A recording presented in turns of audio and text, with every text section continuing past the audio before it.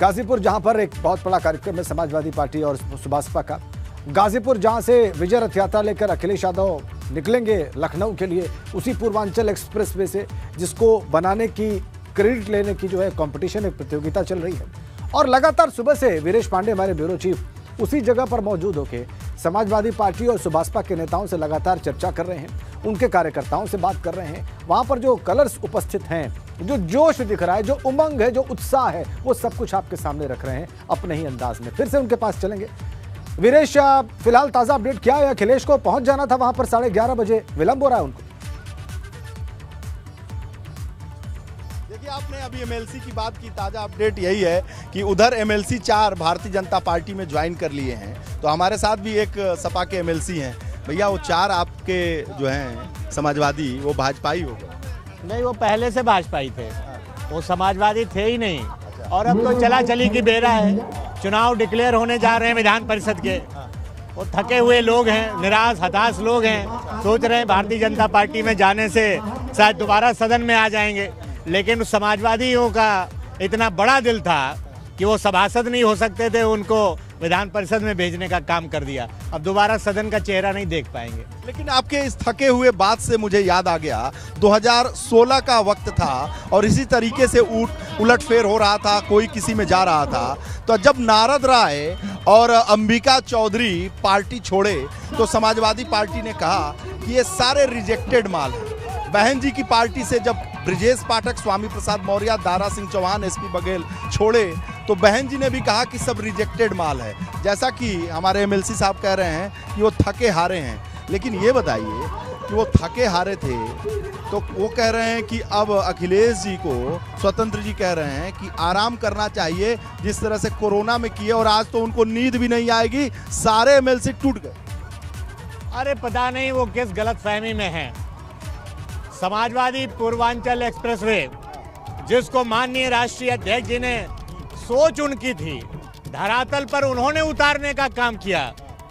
99% जमीन की रजिस्ट्री कराई, विधानसभा के सामने शिलान्यास किया, और भारतीय जनता पार्टी को 4.5 बरस लग गए आधा अधूरा लोकार्पण करने में। कल सरकारी उद्घाटन आधा अधूरा। राजेंद्र, ये एक बड़ी अपडेट दे दूं वीरेश, आप अपनी बात जारी रखिएगा। एक बड़ी अपडेट आ रही है, बड़ी खबर है हमारे पास, और वही उसी जगह से जुड़ी हुई है, इसी अपडेट से जुड़ी हुई है जो आप अभी दे रहे हैं दर्शकों को। थोड़ी देर में गाजीपुर पहुंच जाएंगे दोनों नेता। वाराणसी पहुंच गए अखिलेश यादव, और वहां से वो गाजीपुर पहुंचेंगे। गाजीपुर पहुंचेंगे अखिलेश यादव, और उनके साथ होंगे ओम प्रकाश राजभर भी। तो ओपी राजभर भी अखिलेश यादव के साथ मौजूद हैं, वाराणसी पहुंच गए हैं। थोड़ी देर में गाजीपुर पहुंच जाएंगे दोनों नेता। वाराणसी पहुंच गए अखिलेश यादव, और वहां से वो गाजीपुर पहुंचेंगे अखिलेश यादव, और उनके साथ होंगे ओम प्रकाश राजभर भी।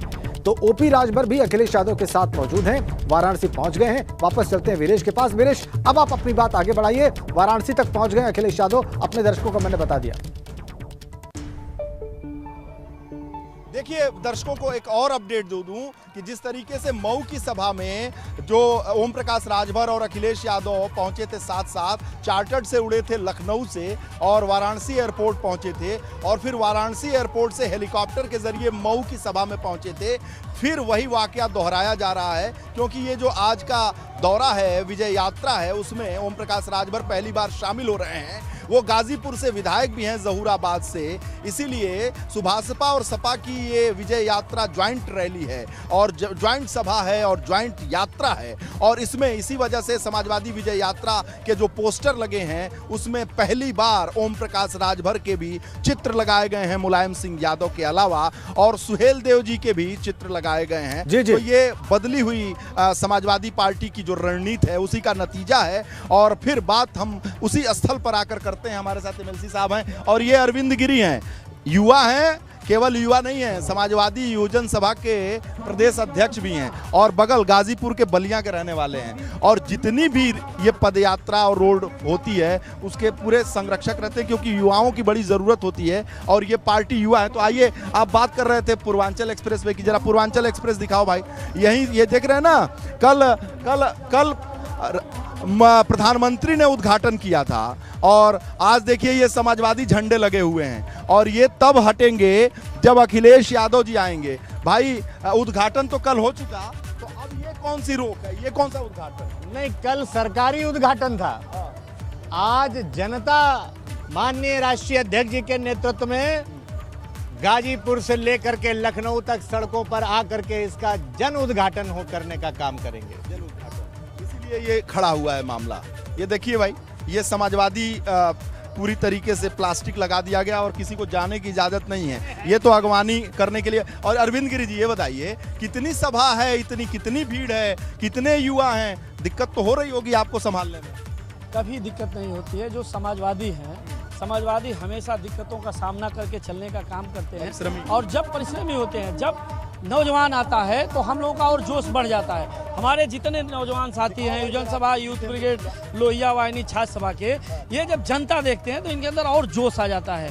और जोश आ करके और पूरी बारीकी के साथ कैसे राष्ट्रीय अध्यक्ष जी का रथ जाएगा, कैसे निकलेगा, कैसे कोई एम्बुलेंस न फंसे। जब हेलीकॉप्टर आएगा तो कैसे नियंत्रण होगा?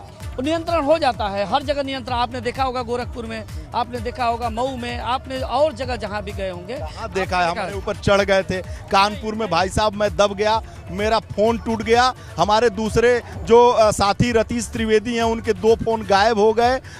मेरा ये जो लेपल है जिसके माध्यम से मैं सुन रहा हूँ, आप देखिएगा कहीं अखिलेश जी आएंगे तो इतना जुनून, इतनी भीड़, इतना प्यार, इतना उत्साह कि हम लोगों का कैमरा बच जाए, हमारा माइक बच जाए राजेंद्र। और ये जो कान का फुतरू है जिससे मैं सुन रहा हूँ, आप बोल रहे हैं, हाँ। ये भी टूट जाता है। कानपुर में टूट गया था, गोरखपुर में धक्का में मेरा चप्पल टूट गया था। भैया आप लोग बहुत चढ़ जाते हो। नहीं, हमारा नौजवान आज ये है, युवजन सभा के लोगों, आपको भी ख्याल करना, अन्य पत्रकारों को भी ख्याल करना कि उनकी पूरी सेफ्टी रहे। जैसे और लोगों की सेफ्टी करते हो वैसे ही इनकी सेफ्टी करना। कानपुर में भीड़ अथाह हो गई थी, फिर भी आपके पत्रकारों को, महिला पत्रकारों को हमारे नौजवानों ने वहां बचाने का काम किया, नहीं तो और ज्यादा परेशानी होती। महिला के अलावा कभी कभी पुरुषों को भी बचाया करो, हम लोग भी बहुत निरीह। आपको भी आज बचाने का हमारा यूथ काम करेगा, और बचाने का काम का सवाल इस बात का है, हमारे कैमरा को बचा देना, जिससे हम अखिलेश यादव को, ओम प्रकाश राजभर को और आपकी ये विशाल सभा दिखाने जो आए हुए हैं, जनता को, जनता के प्यार को ये दिखाने के लिए आए हैं। लेकिन जो धक्का मारते हो भैया, हम तो बसपा, सपा और भाजपा, कांग्रेस, सुभाषपा, हम लोग तो सर्वदलीय पत्रकार है ना, सभी पार्टी में जाकर जो खबर है उसको निकालते हैं, दिखाते हैं और समान रूप से दिखाते हैं। लेकिन जो धक्का आपकी पार्टी में लगता है वो कहीं लगता नहीं। जहाँ भीड़ ज्यादा होगा वहाँ धक्का लगता है। लेकिन हमारे जो साथी हैं, हमारे जो वॉलंटियर हैं, हमारे जो यूथ के लोग हैं, हमेशा बचाने का प्रयास करते हैं। आज सवाल इस बात का है कि वो नौजवान क्यों आ रहा है, माननीय अखिलेश यादव जी के रथ यात्रा में, विजय रथ यात्रा में क्यों आ रहा है? जनता में आक्रोश क्या है?